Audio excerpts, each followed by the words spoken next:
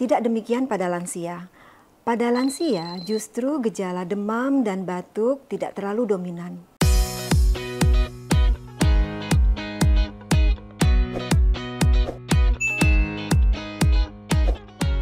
Hai Sobat Sehat, apa kabar? Semoga semuanya dalam kondisi sehat selalu. Sobat Sehat pernah mendengar istilah penyakit pneumonia? Nah, pneumonia adalah penyakit peradangan pada paru yang disebabkan oleh infeksi bisa bakteri, virus, ataupun jamur. Penyakit ini sering menyerang pada anak-anak. Tapi tahu nggak sih, ternyata lansia juga rentan terserang penyakit pneumonia. Nah, untuk lebih jelas lagi, yuk simak video pembahasan mengenai pneumonia yang menyerang lansia. Bersama saya, Dr. Ika. Sekarang kita masuk pada pertanyaan pertama ya. Hai dok, saya dengar lansia sangatlah rentan terkena pneumonia. Penyebabnya apa ya dok?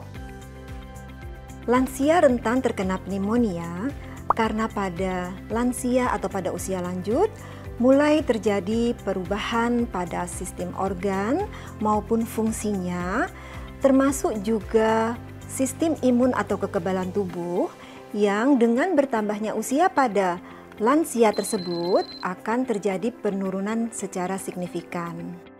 Sehingga pada usia lanjut tentu saja mudah terjadi infeksi karena sistem pertahanan tubuh yang sudah mulai menurun serta fungsi dari organ-organ yang juga sudah mengalami penurunan.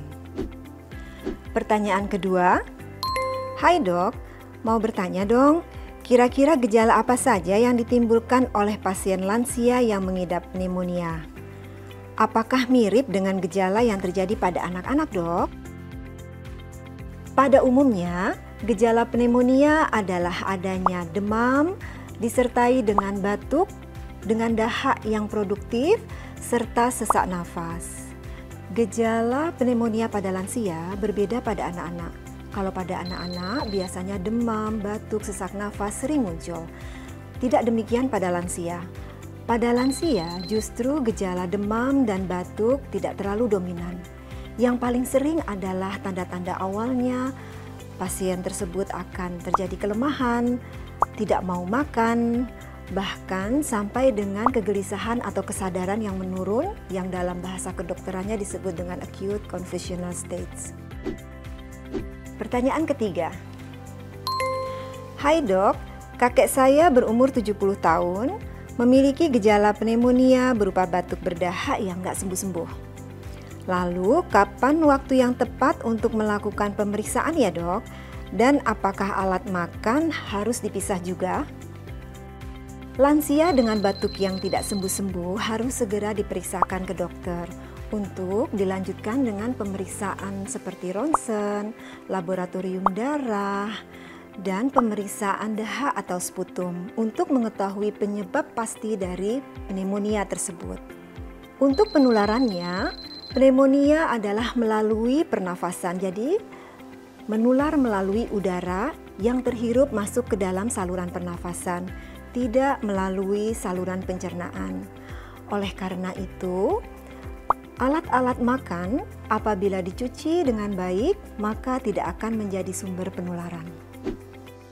Nah, Sobat Sehat sudah paham kan dengan pneumonia yang menyerang lansia? Ternyata banyak ya penyebab dan gejala yang ditimbulkan oleh lansia yang menderita pneumonia.